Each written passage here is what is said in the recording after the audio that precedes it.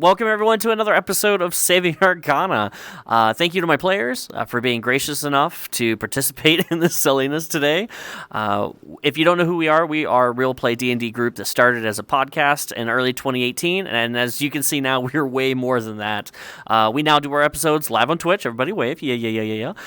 So you can watch us fail live, of course, but we are also in virtual reality. We're using VR chat, so you can see the characters and see us playing in different environments, just bringing an extra level. So we just really enjoy being really raw, and I hope you guys really enjoy this as we're silly and just downright ridiculous in general.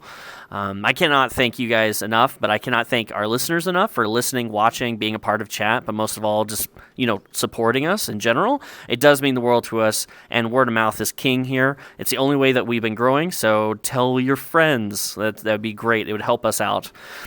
Just so you know, this is Season 2 of Saving Arcana. You can find all the previous episodes on YouTube, through the podcast. Our podcast is on every aggregator, so all you have to do is search our name, Saving Arcana, and you'll find us on Instagram and Twitter and our website and our YouTube page, or even just watch us live when we do our episodes. Don't worry. If you follow us, we'll follow you. We're family. You're family to us. We always follow our family.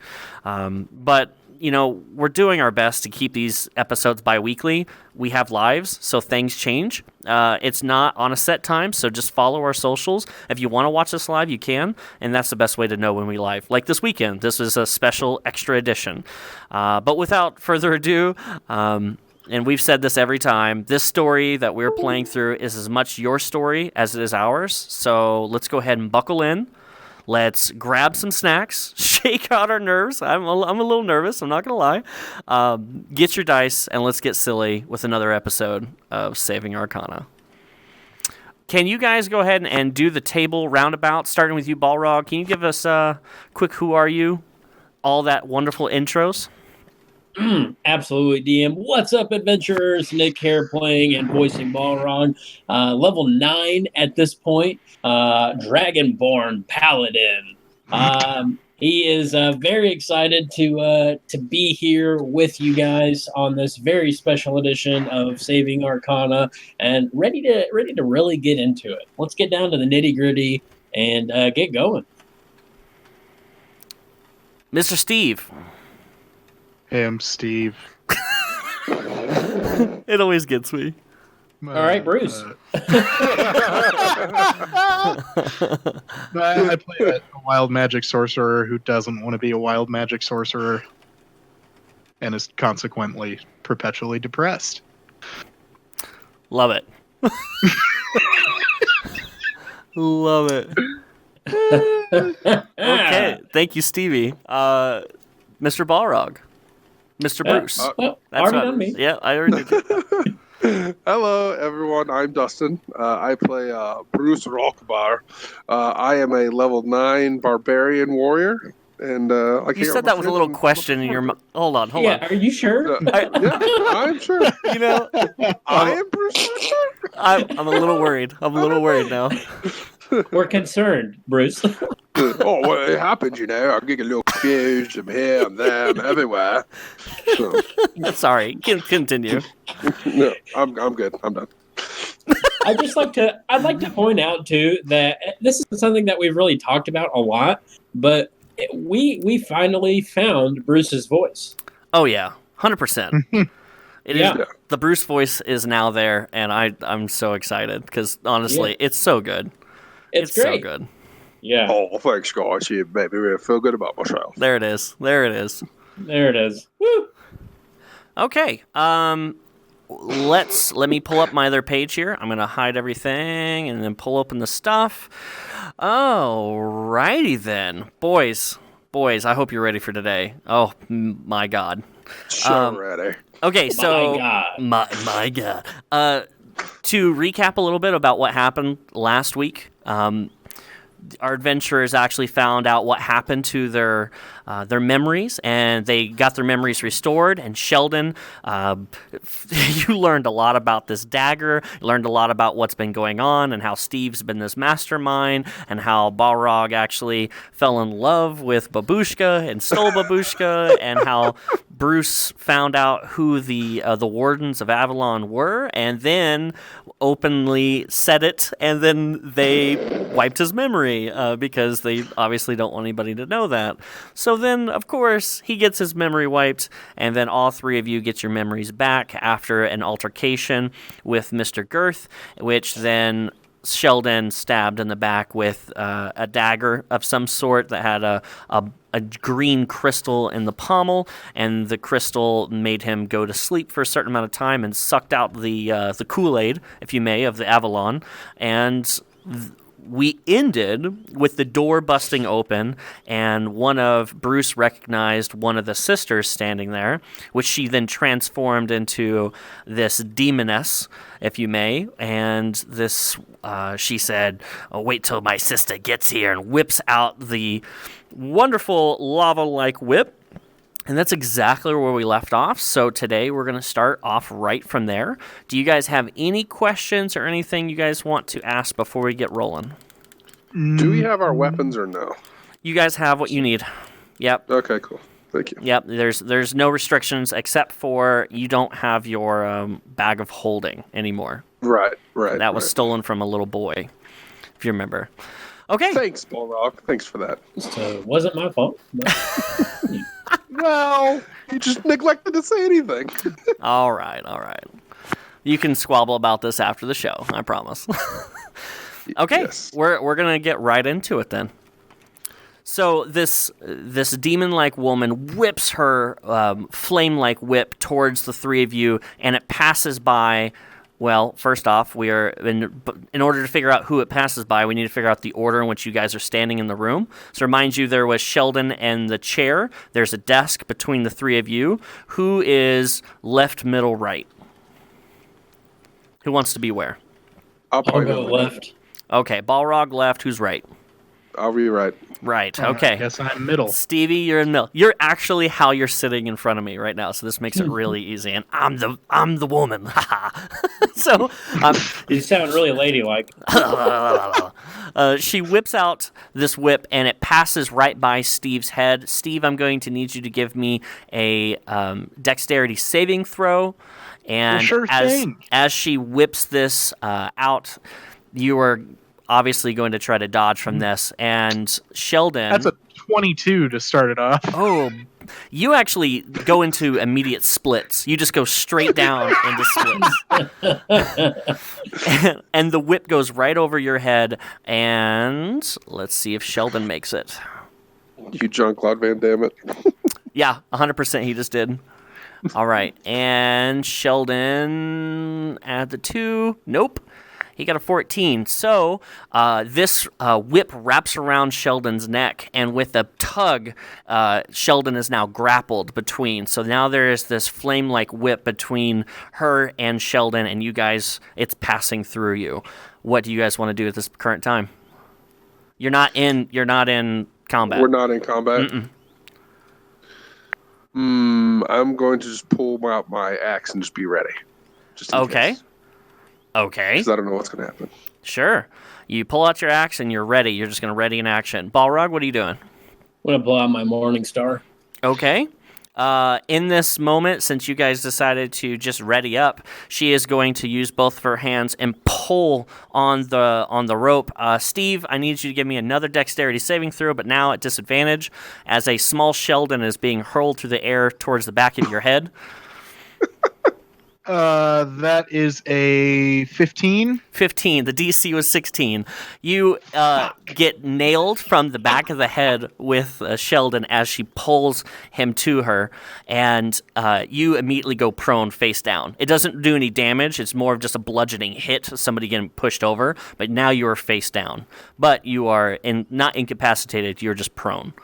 So as she pulls him and brings him almost like a force choke to her, she puts her hand around his throat, and in that moment looks at the three of you, and I'll give you guys each an action. I would like to see if I can use my axe to get Sheldon out of her hands. Maybe. How are you going to do that? You're going to have to explain that. I'm going to try to... What, I might hit him, though. How close am I to her? You are less than 10 feet. I would like to run up and see if I could just cut her arm off.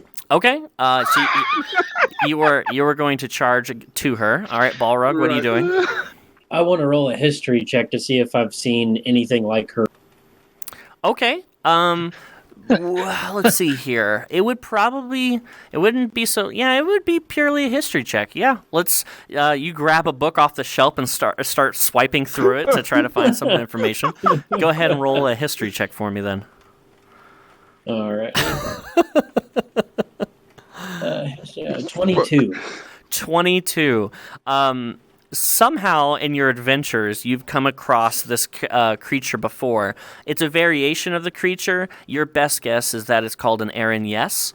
It is a demon-like creature that dwells as a demon, not a demon lord, but it's a high-ranking official. She has all the features that would make her as of a demon, of an Aaron Yes, but there's features about her that you don't recognize. Somehow you know almost everything about the Aaron Yes, probably because of all your travels and the fact that you love brothels so much, but we'll get to that in another day.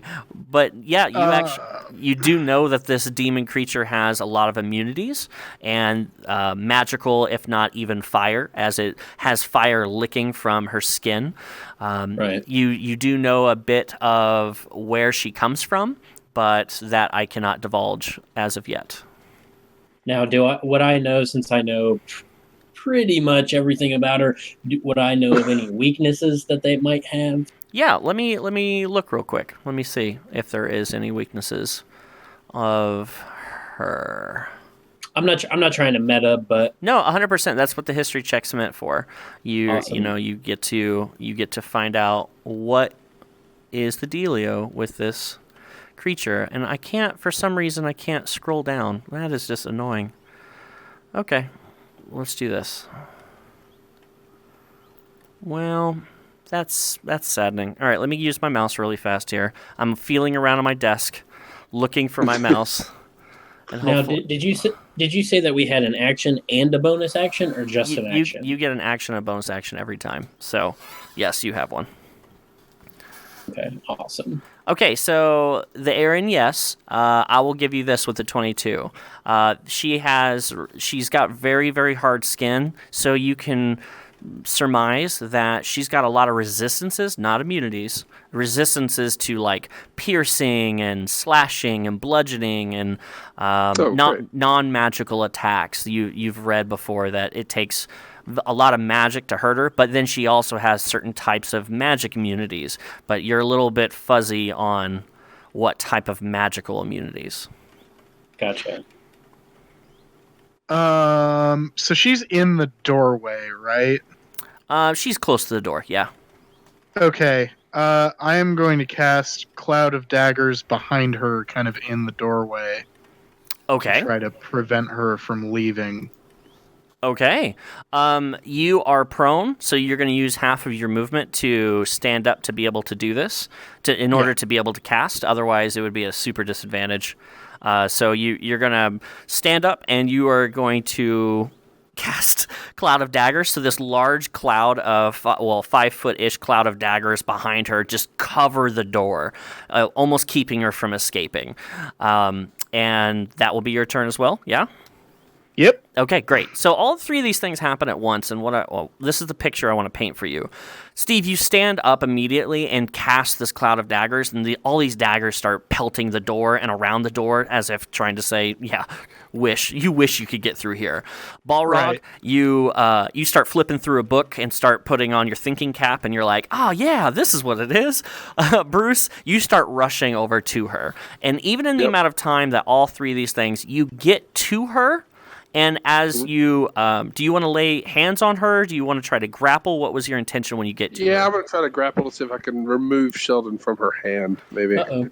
Okay. To free Sheldon. Okay. So let me ask you this again. Are you putting your hands on her? Yeah, I'm going to grab her arm. Even though she has fire dripping from her skin. So you grab her arm You grab her arm to try to rip Sheldon out from her Right. grasp, and what happens is that she immediately starts to fall through the ground. A dark, hellish-like portal begins to open, and the stone that is at her feet opens up into somewhat of a teethy mouth, and she immediately falls down. You can make a strength check to try to hold on if you're still trying to grapple her, but if that's what you want to do, or you can Yes, you that's can what try I want to something do. else. Because I'm Okay. assuming Sheldon's going with her, correct? Correct. Okay. 18. What's my strength? Can I do anything right now to help him with that? You in the amount 21. of time that it would take you Never to mind. cast daggers, it's with a 21, you're grasping so hard that what happens is when she starts to meld down, you don't lose your grip, but instead you're pulled to the ground. You're going to need to give me a Constitution save, as your face is about to bounce off of the concrete very hard, as she just falls with such a weight that you're holding on perfectly, but you're not really ripping her arm out of the Yeah, hold. that's 11. 11. So you bounce your face off of the concrete with such force, you take 2 points of bludgeoning damage as you boop. And she falls Okey-dokey. straight through the floor and creates a stair-like, a stairs that have this darkish, stone-like, almost charred look to it, as this stairwell is a circular motion down the stairs. And if all three of you would give me a perception check, please.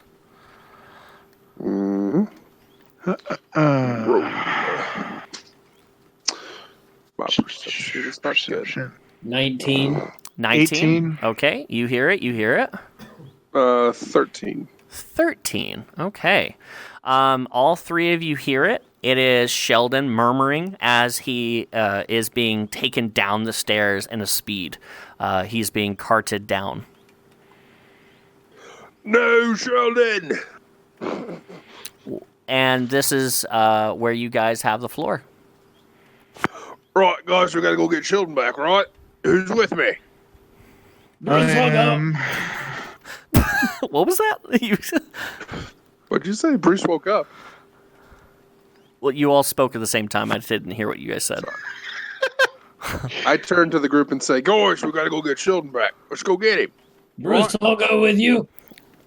I said I'm in.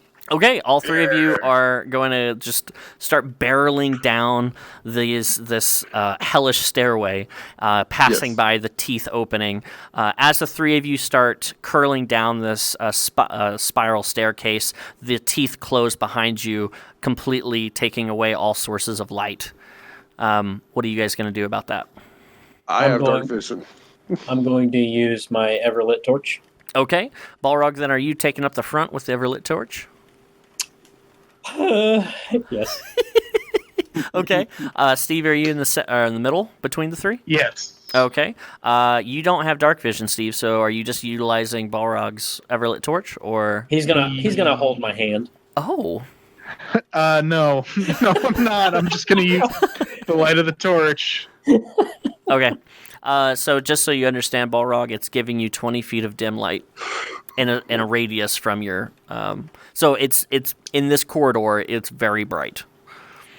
Nice. Brucey, you have 60 feet of dark vision, correct? Yes. Okay, Yes. great. You guys start walking down this stairwell, and honestly, you guys have the floor. You guys will. It's up to you to start asking questions.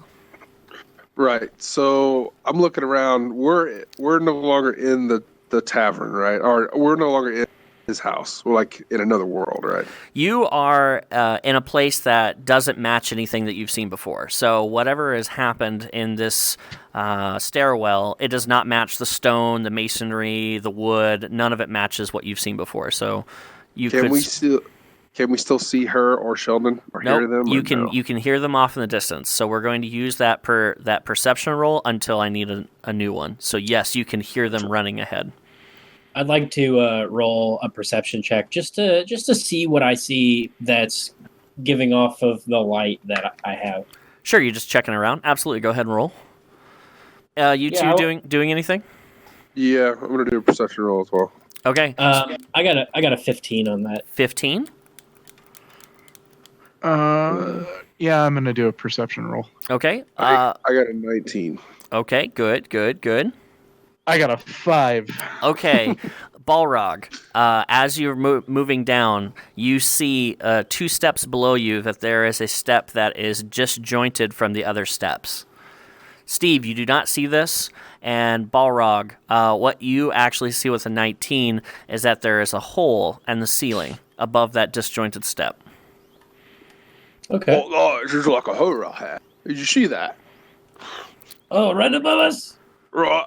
I wonder if like something comes down out of that. Like, you step on this step right here. And like stuff falls down and hits you in the face. I wonder if I can get on your shoulders and maybe I can see what's above hole. How much do you weigh? Don't you weigh like 500 pounds? Oh, you're always talking about how much of a big man you are. Get over here. I'd rather much lift up Steve. He's a lot lighter. But he can't Oh, see. that's right. He can't see. You can't see either. You don't have dark vision. But I have a torch. All right. All right. So I'm going to get down on my knees to see if I can give a Balrog a boost. See if he can look in the hole. Okay, this is stair roll down, so I'm going to say you're on a couple steps above that disjointed step, and you're going to get on your knees and lift this giant lizard man up, okay? Balrog, do you put your eye up to this? Well, first, what I do is I'll use the torch to put the torch inside of the hole first. Okay. When you put the torch you put the torch inside the hole, as soon as it starts to enter the hole. Now this hole is only about 2 inches in diameter. You hear a noise. It sounds like a flatulent. And the flatulent catches the torch, and then a small ball of fire breathes out on top of you. Just a small one. And that's all that happens. Bruce, I think that there might be explosive gases in this area. We should continue to move along. Right. Well, should we avoid this like weird step here? Or should we just step on it? What do you think? No, let's try to avoid it. Hey, Steve, since you can't see this, there's watch your step right in front of us here. Be careful. Oh, thanks, man. Okay. All right, so we're gonna step over that step and continue on the stairway. Okay. Yeah. You carefully step over the step, no problem, and you continue down. You've been going for about 30 feet down, and you're starting to come around a corner where you start to see light coming from in the end as you're coming around the circle as you spiral down. We're gonna head towards the light.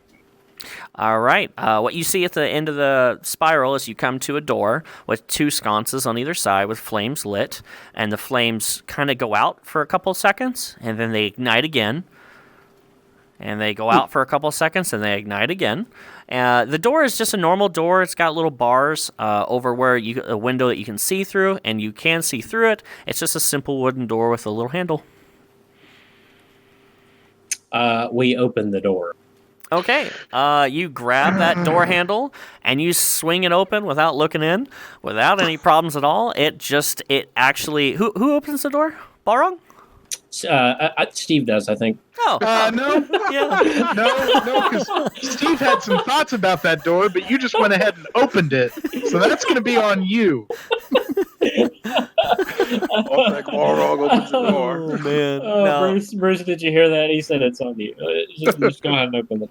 Balrog grabs the handle, swings open the door with such force that it breaks it off its hinge, and now you're holding a door in your hand as you barrel through, not looking.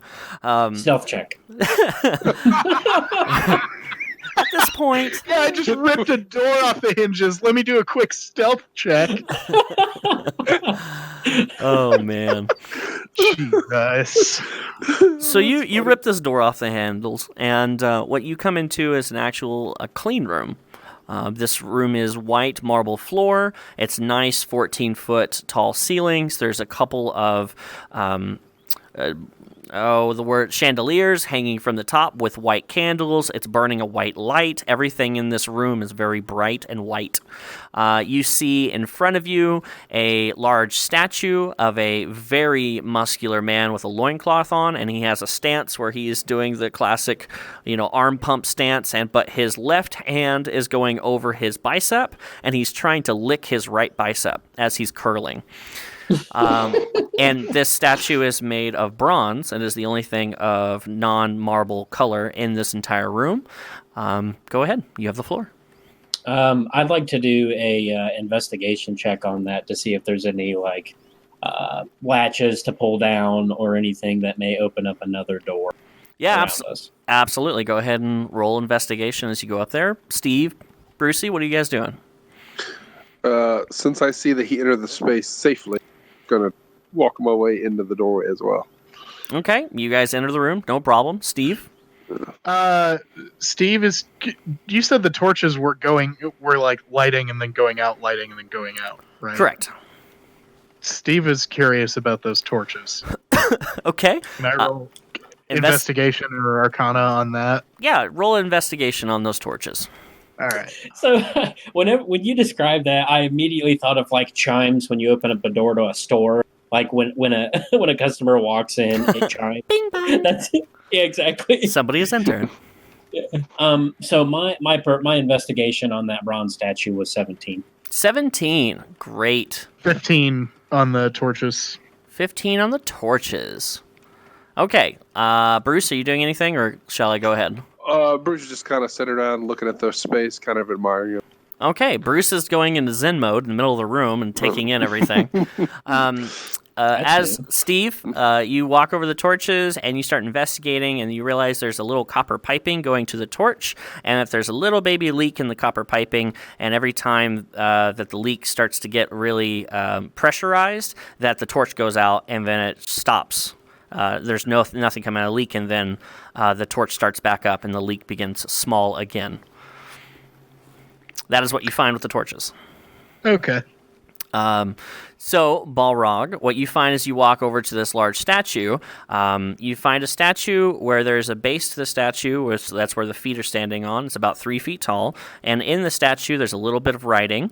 And what type of investigation? Do you want to read the writing? Do you want to touch the statue? What are you trying to do with your investigation? I want to try to be as greedy as possible with it. I mean, I want to feel around the statue to see if there's any, secret handles or anything. But then also, if I'm noticing the writing, I feel like I would just go ahead and read that as well. Okay. Yeah, you read the writing, and the writing's in common, and it's chiseled wonderfully in. It says the Museum of Sins. Mm. And do you touch the writing, or do you touch the? What do you touch first? I'll touch the hand. I'll touch the head, the tongue. Okay, so see if the statue is very. I didn't tell you this. The statue is very tall. In order to touch the hand or the bicep or the head, it's about 12 feet up. It's just a little bit out of your reach. You'd have to jump off the base of it and kind of touch the top like you would a rim in basketball.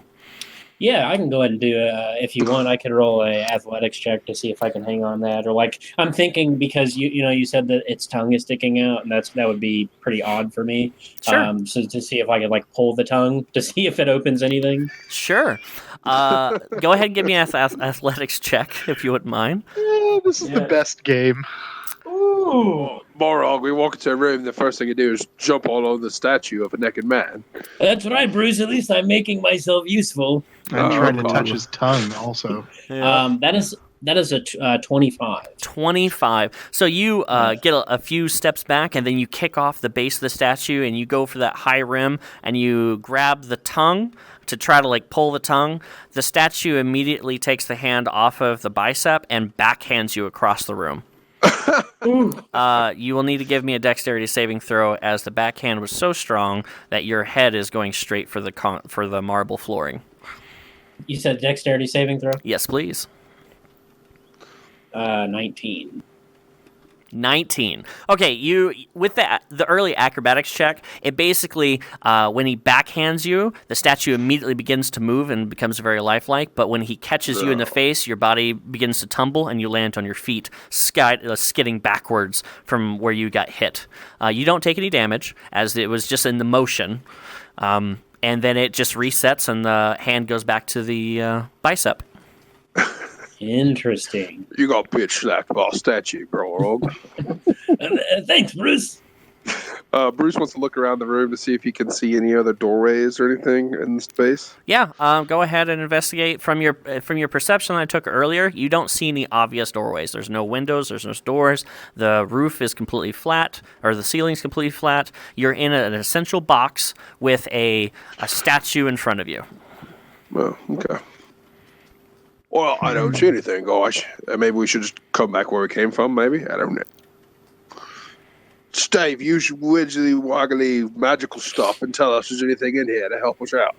Wizzly woggly magical stuff. You know, Okay. just things what you do with your hand and stuff happens, you know. Yeah, I don't have anything for this, my man. I'm sorry. Oh, right. All right. Well, I'm going to walk back into the hallway then and look, see if there's another door. Okay. On your way down, there was enough light. You did not see a doorway on your way down the stairs. There were no windows coming down. It was just a stairwell straight down. Well, spirally, but you went in one direction. There were no doors. There was no frames. It was 30 feet down spiral staircase to this door. So you don't have to go back because there's nothing. Okay. So There's please don't go back. Balrog, you should go punch the statue in the junk and see if he fights us.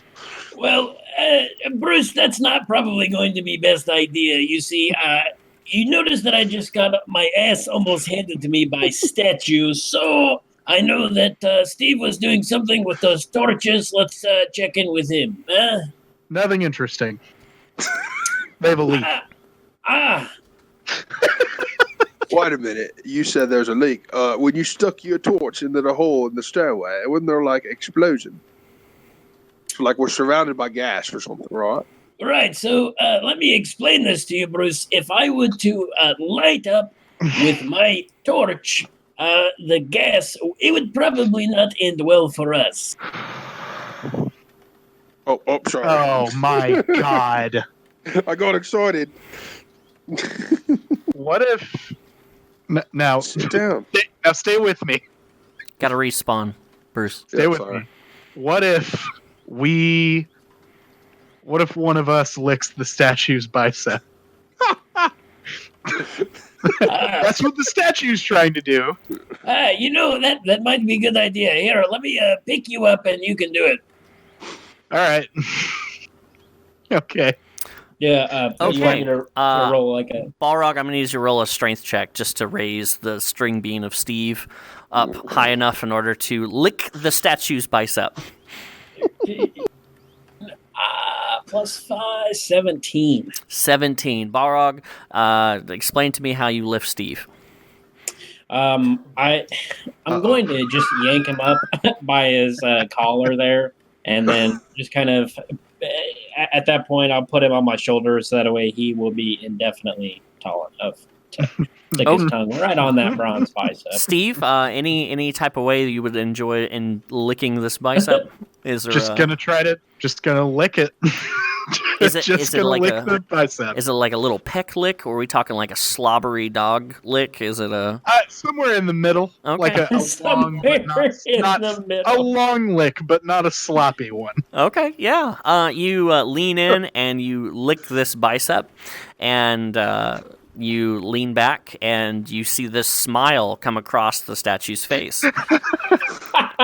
Oh, it's dirty. It likes that. And with that lick of the bicep, his arms go side to side, and he turns so he's facing straight towards you guys, and he says, "Welcome to the Museum of Sins." Well, that's what he said instead of something else. Oh man. And what he does is he takes a knee, and then a door frame around him the part of the wall just starts to cave in as if a secret door passage opens up. And the door goes in and then to the left, and behind him you see basically some type of bridge and a lot of fire happening behind. What would you guys like to do? Well, we've made it this far away. Best move along. Yeah, just go through the doorway, I guess, or try to. Okay, all three of you entering?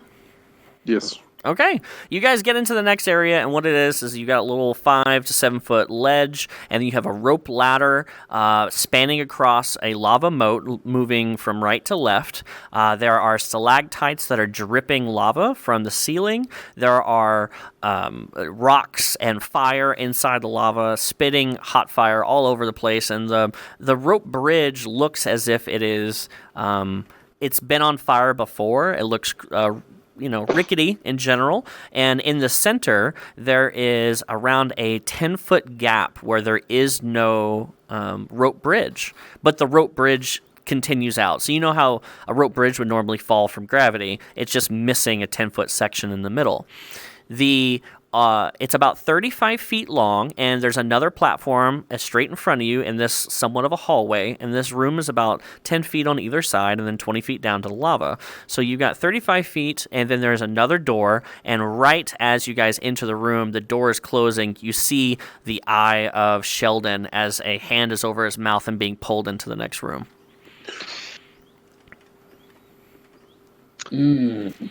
Okay. Okay. So how big of a gap you say? It was a 10-foot gap. 10-foot gap. All right, we're going to have to run and jump over that. Steve, you think you can handle that? Could use a boost, probably. Steve, No, you know what? No, you know what? I got this. All right. Were I to try to run and jump over that gap, would that be a dex check? It's going to be an athletics check if you can jump and run over that. Steve, I can help you. I think I would like to get Oscar in play here. Okay, great. You're going to spend the next 2 minutes incantationing your wonderful ostrich out, and he's going to pop in the space with literal no space on this ledge. He's going to be on the way he pops in the space, he's going to be on the bridge already, as there's no more space with the three of you almost shoulder to shoulder on the platform. And you bring him into the space, and Oscar, squawk, squawk, he's right there with you. My boy. While he's doing that, Steve's got a theory. Can I walk out to kind of where the gap starts? Sure, absolutely. Okay. You walk out to where the gap starts. There is just a straight shot 20 feet down, 10 feet to the next part of where the rope is, where the rope begins. You can give me a perception check if you want to perceive something. Yeah, I'm going to do that. Okay. Bruce, what are you doing? That's a fat 6, but... Okay. Can I do something while I'm out here? Sure, absolutely. I want to kind of get down on my belly and try to touch, like, where the gap is. Okay. With a 6, Like, you look around, you investigate, kind of just looking around in general. Your spider senses are not tingling by any means, and your hand, where it would hit where the rope is in the space that there is no rope bridge, it goes through. So there is no, if you were looking for a secretive, invisible path, there's nothing there. I thought we were in kind of an Indiana Jones situation. Okay. Okay, that's So what you find. Bruce is stretching. He's getting ready to jump. He's like stretching. He's like, all right, boys, man. Okay. And he would like to take off and run and then jump over the opening if he can. Okay. To be honest, I cannot remember exactly how jump is calculated in 5e. I think it's athletics, isn't it? It's like so much of your strength and jumping, and if you have a running speed. Oh. I can't remember off the top of my head. Oh, shit. So what we're going to do is I'm going to give you advantage. One, because you're a giant, and you're going to give me an athletics roll, and you're going to add your strength modifier to that roll. I know that's not the right way to do it, but for right now, that's how we're going to do it. So roll me on athletics, add advantage, and then add your strength modifier. So, That's John, much better. So, John, that's why I got Oscar into play, because he has on his sheet running leap. Yep. The ostrich can long jump up to 25 feet when it has a running start. Yep. And so you're going to mount him? I'm going to mount him, and then I'm going to RP with Steve to try to convince him to get on Oscar with me. So he doesn't have trouble. Sure. Yeah. Let's do Bruce first, since he's the first one up on this. Bruce, you're going to get a running start with your soft 20, and you're going to run past Steve and take off the last edge and jump and flail through the air and land with perfect ease. You actually clear it by 4 extra feet, and you land on the other side. And the bridge kind of gives way a little bit as your large mass hits, but it does not break. I do this, and they go, "Oh yeah." Okay, all right. Balrog, go ahead. Steve, I know because you're smaller in stature that this might be easier proposition. If you would like, I can have Oscar help you out in this precarious situation. Okay. I'm at the end of the bridge, right? Yep. Okay. I'm gonna look back at Balrog and the ostrich. His name's Oscar. You know this. Yes, I know. I don't trust that bird any further than I can throw it. So I cast Blink. Oh, I rolled a 14, which means I disappear. Yep. And if you want to resolve Balrog's, we can do mine in a second here. That's perfectly fine. All right, Balrog. What you see is Steve just kind of give you the middle finger and then disappear. You cheeky bastard. And what do you mount your bird? The Oscars? Mount your bird. I give him a carrot, and then yes, I'm out Oscar. Okay. You get on Oscar. You begin to run. You have plenty of time to run. You go for the jump. He throws out his little half wings. He flaps a few times midair and flies through the air without any problem. Lands right in front of Bruce. You're across. Yay! Why don't Bruce, you and Balrog go ahead and give me perception rolls while we do Steve. All right. Okay. Yeah, Steve just appears on the other side of the bridge. Yep. Okay. So Steve, You could do that the whole time. Balrog the middle finger. yeah, Steve, you disappear. You give Balrog a middle finger. You disappear. You walk across the space without any problem, and then you feel that energy surge, and you come back normal. And as you feel that energy surge, we are going to do something we haven't done in so long. Oh boy! Oh my God, I rolled a Steve. 16. I could have made this very easy for both of us. I'm good. Yeah, but that doesn't mean that we're going to be good. So Steve does not care explicitly. What we got here? we'll be All your right. downfall. I'm trying to click things, but my computer's having problems. Give me a second. I can roll percentile dice if you want. You're going to have to roll it for me, please. All right. Oh, please. Sound like Jeff. Oh, my goodness. Why isn't this? There we go. That is going to be 80 even. 80. Well, Mhm. my friends. Bear. Nope, that wasn't bear. Bear's like 60 something. Yeah, bear's 16. I think it's 60 exactly. 80.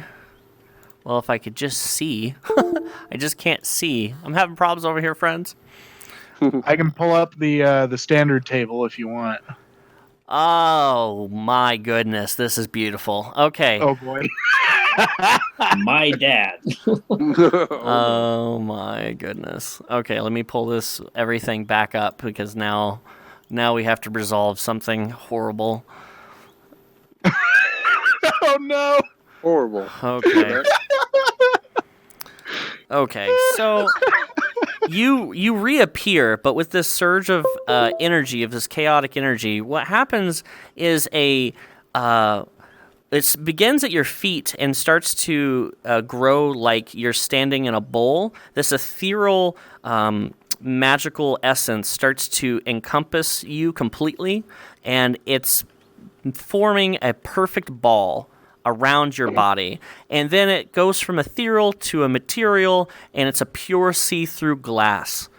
You are trapped in a glass ball. He's in a hamster ball. You... Yep. Oh, that's fantastic. Okay, I guess I roll my way to the end of the bridge. If you're able to. Yeah, I was about to say, did he make the jump or not? Oh, he just walked across the space being in the ethereal plane. He had no I problem essentially traversing. teleported. Yeah, so when he appeared on the other side without any issues, what actually happened was his chaotic energy spouted off, and all of a sudden he's in a he's in a giant ball. My computer's having issues. Give me a second here. You're good. This is obnoxious. Please stand by. Oh, Steve, you're like... I think it's because my controllers are like low on juice. Okay, so you're in this giant glass ball, and you're in the back, and then it goes Balrog and then Bruce. Bruce, with your perception check, you actually see on the other side where this door closed. So now you're on the other side. A lever with a counterweight.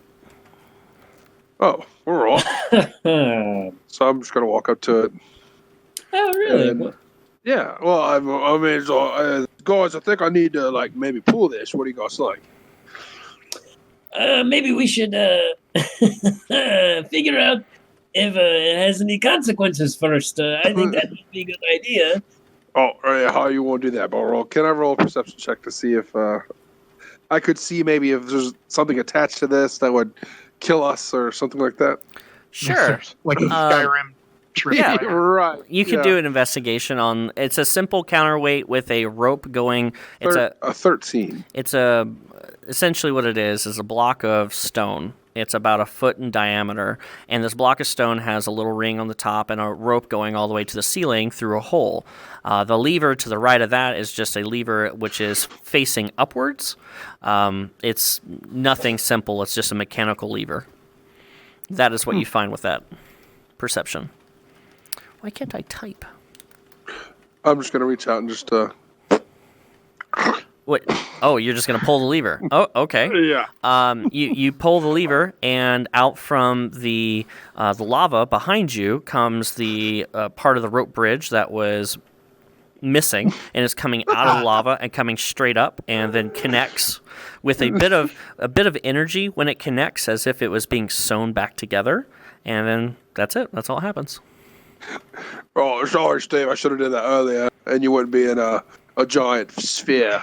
That would have been cool, yeah, but it's okay. Well, if you would have hopped on Oscar, you wouldn't be in position either, so...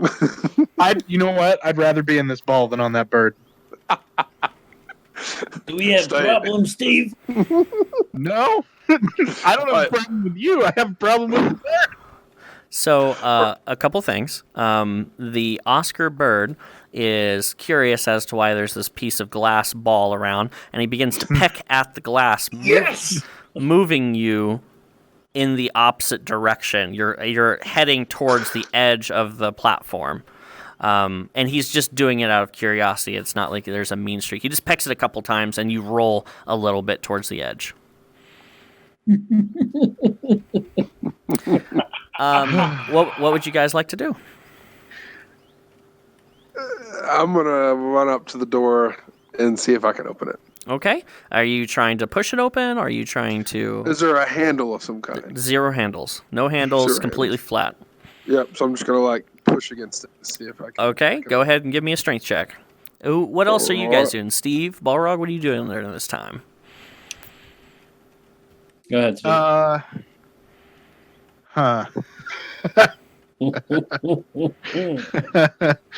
Steve's gonna roll away from the ostrich to a safer spot on the platform. Okay. There's not and much. Try to figure out how to get out of this glass ball. Okay, there's not much on the platform, so you can roll a little bit, but ostrich is taking up a lot of the space on this platform. Your only other space that you can roll to is really back onto the rope bridge. Okay.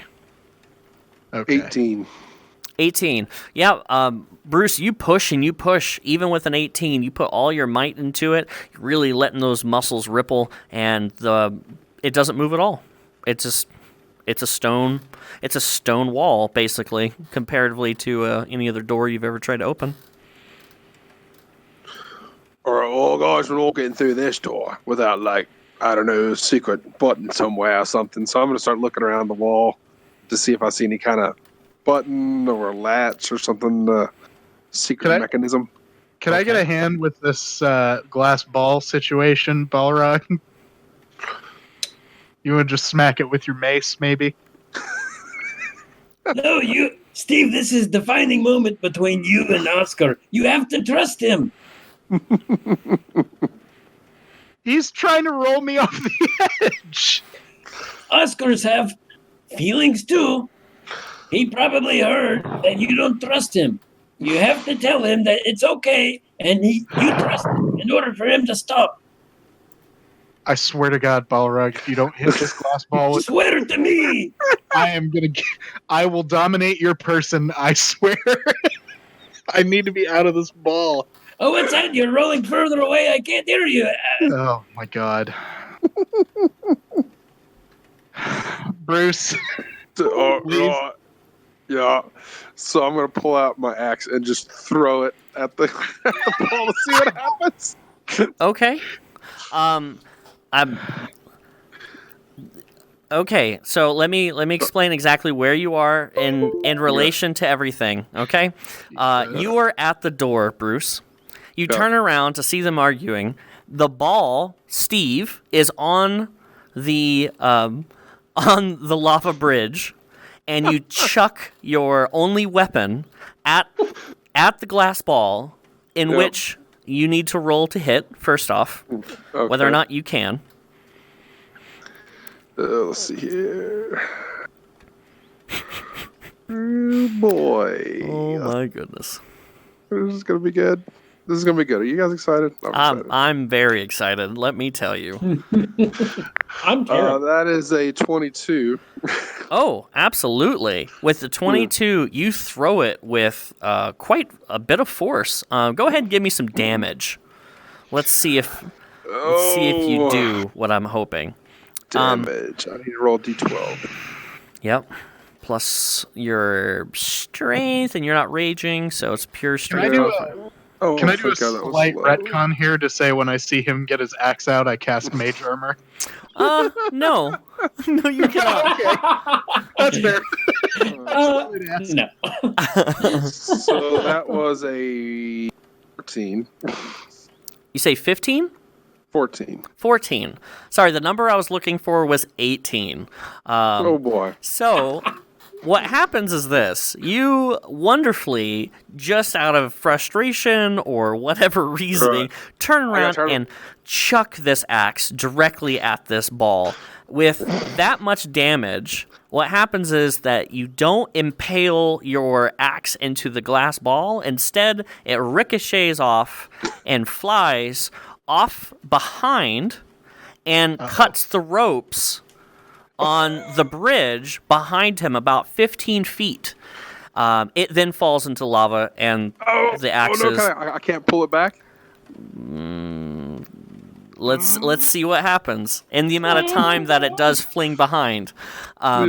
So, Steve, the force of 14 damage doesn't break the glass, doesn't even scratch it, but instead the force pushes you 10 feet backwards, and you are flying around inside as the ball rolls backwards, and now you're on your back in the ball. The axe is coming down behind where the ball is, and it cuts through the left side of the bridge. Bruce, are you bringing it back? I'm gonna bring it back. I'm gonna try to bring it back. Oh, sweet Jesus, that's amazing. You bring it back, and when you bring it back, it then cuts through the entire right side of the bridge, cutting the rest of the bridge, and you bring it back, and out of happiness, you see that the ropes are shattering and breaking. Steve, what would you like to do during this time of the bridge somewhat collapsing? You're gonna cut me.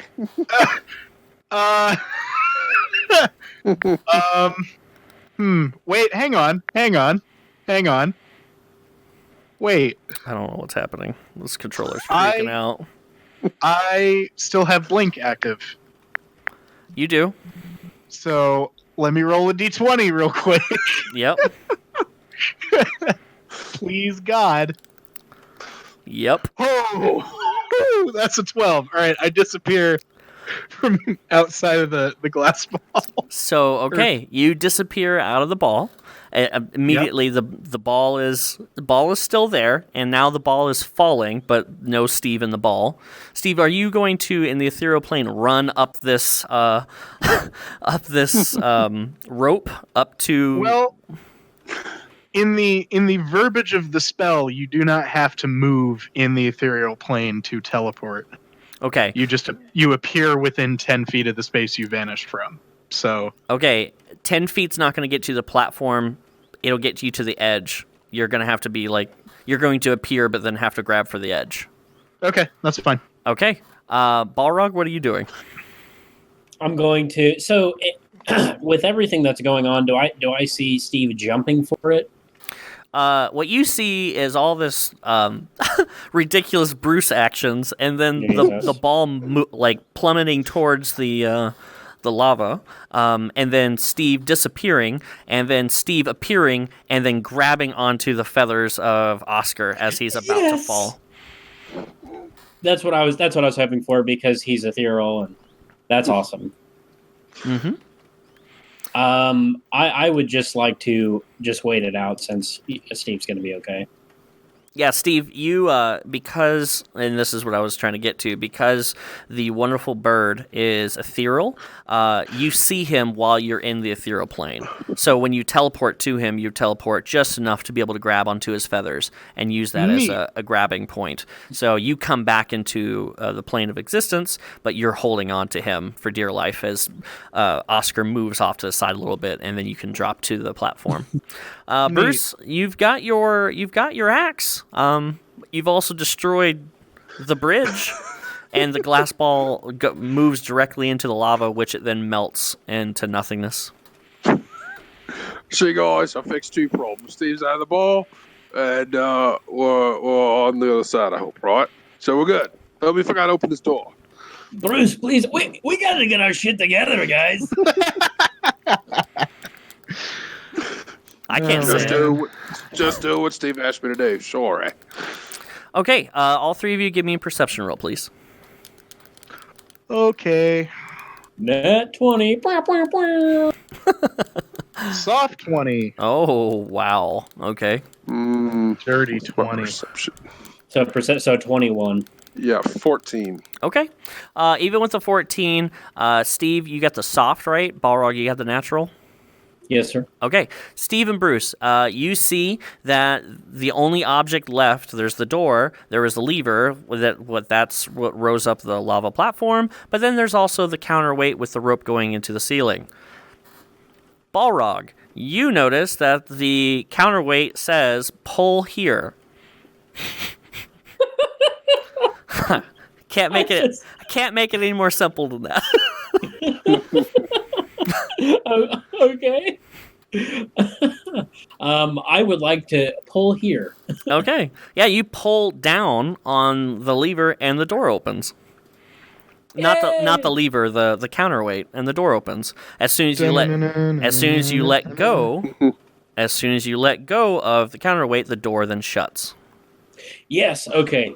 I can RP this if you want. Go for it. Bruce, so this counterweight, it says pull here, but if I let it go, door closes. So what we can do is lever your axe in between, leaving it in an open position. Once we all get through door, you call axe back, and we're through to next level to catch Sheldon. Is that all right with you? All right. Well, as long as I get my axe back, I guess that's all right. What do you think, Steve? You got any ideas? What if Oscar, excuse me, pulls the counterweight? All right, because then you can just wizard him in there. Yeah. But problem here is that you don't trust Bird, right? So we should use his axe. Oscar nudges Steve. It was like a little he did. nuzzle.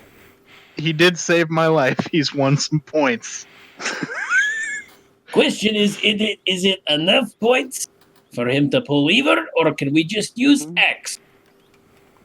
You choose. I trust him to pull the lever. Yay! I'm so happy. Again, this is great. Now can we go? Okay. Yeah. So you guys are going to use Oscar, correct? That's the plan? Yep. Yeah. Okay. Great. So is there any farewell words you would like to say, Balrog, to Oscar?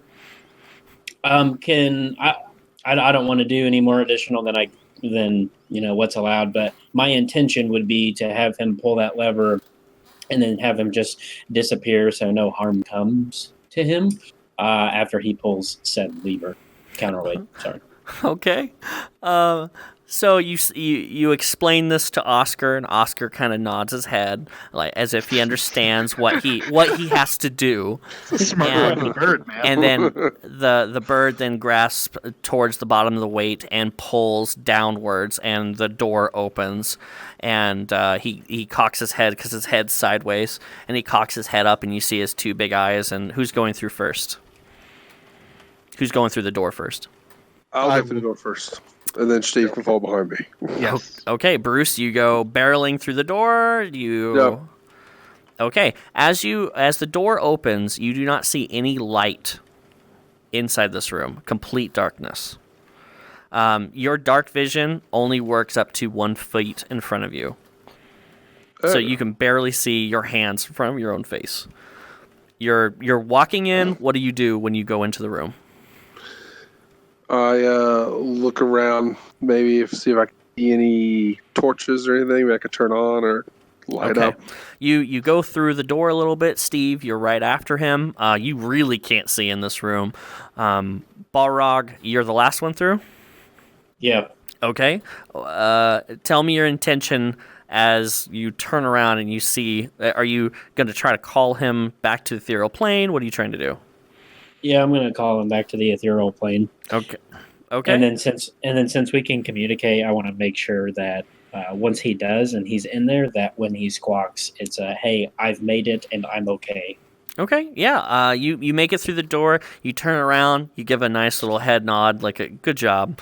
And Oscar's eyes just kind of well up a little bit as he lets go of the counterweight because he's turning into actual ethereal nothingness as the weight then skyrockets back up to the ceiling, and the door then shuts, and you hear a squawk squawk. As in, As in, he's fine. You asked. okay. This is your shit, man. Come on. All right. So you guys are now in a room that is octagonal. And the only reason you know that is as soon as you come through, the walls are angled in an octagonal form. You actually can't see the other side of the room. Balrog, your Everlit torch gives you exactly 3 feet of dim light from your body. Steve, you can only see what that torch is giving you. And Bruce, you can only see a foot in front of you. How do you guys want to proceed? Wow. Well, I think since he can see further, we should let Balrog go first, and then I'll grab Steve's hand, and then I'll just drag him along with me. Is there enough room for me to make my way to the front, or is it that narrow of a hallway? It is not narrow. You cannot feel the walls unless you're going along the left wall or the right wall. You have no idea how big this chamber is. Gotcha. Because you haven't gotten to it yet. So how do you want to move? I'll move laterally to my right and see it with my intention of making it towards the front. I want to move as far right as I can to really get a good idea of how far away that right wall is. Okay, so it's Balrog, then Bruce, and then Steve in the back, yeah? Yep. Yeah. Okay. Balrog, I'm just going to imagine that the two of you are pulling behind. So, Balrog, this is what you find. You immediately feel and showcase your light stick along the right wall, and you start moving around 10 feet down this wall, feeling your way. You see that the floor is nice and smooth. It's not white marble like the other rooms. Instead, this is more of a charred substance, but it's very, very smooth. And you're moving along, and the wall, as you touch it, gives you a very smooth feel as well. You can't see the ceiling. You are working your way 10 feet down, and then the wall angles a little bit, as if you found the furthest right of this wall, and you come to a door. But you are literally all the light that you can see when you're at the door is the edges of left and right of the door. That's how much you can barely see. Okay. Do I have an action here? Yeah, whatever you want to do. I want to. I want to put my ear up to the door in like the weirdest, I guess, investigation way possible, just to see if I can hear anything on the other side. Yeah, give me a perception roll. I'll do a hearing check for you. Hearing, perfect. 16. Okay, with a 16, you put your ear up to the door, and you're listening. So you're putting your right ear against the door, and you're listening for some kind of noise. You don't hear any noise through the door. But on your left ear, which is towards the room that you're in, you hear a stone grinding against stone as something is just grinding against it. And it does it for about 3 seconds and then stops. Just a not hard, gritty stone against stone movement. Okay. I would like to, if I can, my intention would be to crack the door open kind of like stealthily. So like, you know how if you're unsure about opening a door, you just, you take the handle and just very ever so slightly open it so it doesn't creak or anything like that. That Sure. would be my... Sure. There's a door handle. It's the type where instead of a turn knob, it's just a little lever down. You click the lever down, but when you try to open it, you just hear it kind of shudder back and forth as it is locked. Okay. What are you doing up there, Balrog? Hey, there's a door up here, but it's locked. I can hear something on the other side that almost kind of sounds like nails on chalkboard. We might have to break door down. Now, All right. Now let me make sure you understand. That noise that you heard is in the room that you guys are in now, not on the other side. Oh, that changes the game a little bit. Yeah, Right. I figured you missed that when you said that. So Steve wants to. Now, am I the only one that heard that since I was the one that made the roll, or does everyone? That's a good point. what is your passive perception, Steve and Bruce? Passive perception Should is be on your 11. sheet. Mine's 11? 14. 14, you would have heard it. Your danger sense does not go off. Steve, you did not hear it. Shit. Oh, I don't damn think it. we're here alone, guys. Balrog, did you hear that? Yeah, I heard it. Perhaps we should ready ourselves. All right. So Bruce is going to pull his axe back ever so slowly to not make any noise. All right. Sure. When you pull your weapon out, you hear the grinding again. All right. And now, Bruce. Whoa. What just happened? My What? God. My What? God. What? We heard like a. It was like Oh, it's like a storm happening in my I'm ears. sorry. I was exhaling hard because I'm frustrated. That's what. Holy. Okay. The person is pretty sure he knows what's happening, but Steve would not. And it's upsetting. Well, okay. I'm sorry. I didn't mean to blow everyone's eardrums out. Holy moly. Bruce, if you shield your axe again, do you hear a noise? All right. So I'm going to try to put my axe back and see if I hear it again. Okay, you put it back, and you don't hear the noise of the grinding. All right, Right. they're talking about the noise now. Do I know about the noise? Can I ask about the noise? Yeah, absolutely. You don't hear the noise unless you were specifically trying to listen for it at this point. Yeah. Can I roll perception? Yeah, to try to absolutely. listen. Figure out what the hell they're talking about. I got I want to do I want to do something after he does that. Okay. So do I hear it at 16? 16, you hear the noise. Yep, absolutely. Okay. You heard it. Let's play it this way. You heard it when he pulled his axe out. You did not hear it when the axe went away, just like everybody else. Okay. That good? Yeah. Or it only happens when I ready myself. So I don't know if something to do with my weapon or if we're alone. Bruce is gonna call out and go, "Hello, is anybody in here?"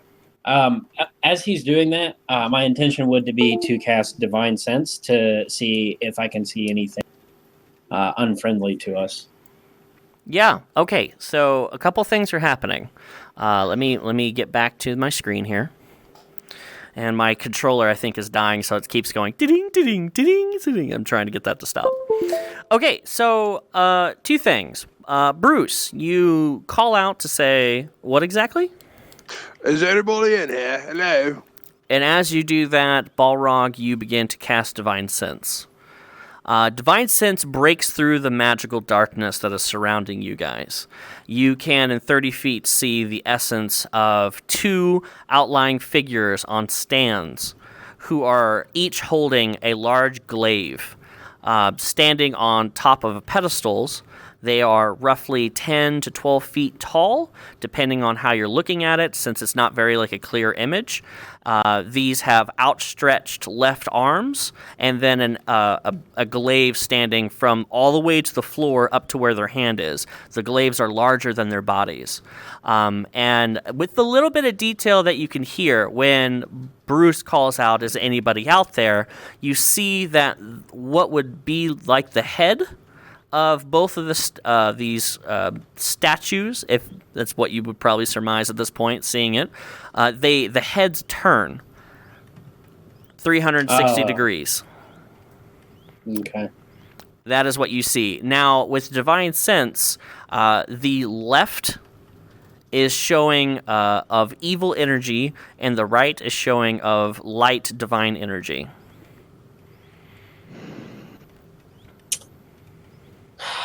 Now, tell me how long Divine Sense works for. I need to know. Yeah, let me pull it up really quick. Okay. While you do that, Steve, anything you're doing, you have no idea what's going on. You have no sight. You just now heard the noise. Can I try to fumble towards the noise based on hearing? Shoo.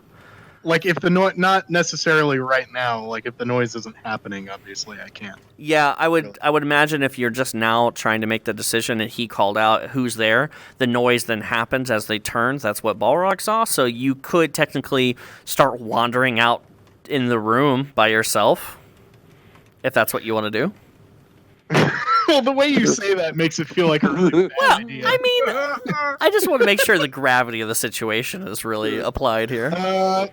Yeah, no, you know what? Steve's good here for now. Okay, you're holding Bruce's hand. Good, I got it. Yep. Squeezing it very tight. Squeezing it very tight. So Bruce yells back to Balrog, "Oh, Balrog, did you see anything? Do you know what's making the noises? I can't say shit." Yeah, I have pretty good feeling. I'll get back to you. All right. Okay, so within that, I want to know, because Divine Sense does a few things, right? Mm-hmm. So it stays up until the end of my next turn, and it's within 60 feet. So I want to try to pull a few teeth here to see how much I can get. Okay. So it does a few things. So it's celestial, fiend, or undead. Mm-hmm. And then within 60 feet. So can I get a direction or a length of where they are in reference to me? Absolutely. And then are they identified as celestial, fiend, or undead? Yeah. So the right. So there's two statues. Okay. The right statue is around 15 feet from you, and it is celestial. The left statue is around 25 feet from you, a little bit to the left of it, and that is fiend. Mm-hmm. Okay. Yeah, Bruce, there's two statues up ahead of us, about 15 feet. One's very good, one's very bad. We might need to tread carefully here in situation. I would like to call upon Peach to see if she might be able to help out in this situation. So, as you're speaking to Bruce, the grinding noise happens again. And Balrog, do you look at the grinding noise? Yes. Okay, as you spin back around, you notice that the heads are spinning again. And when the heads begin, they finish spinning, they've swapped.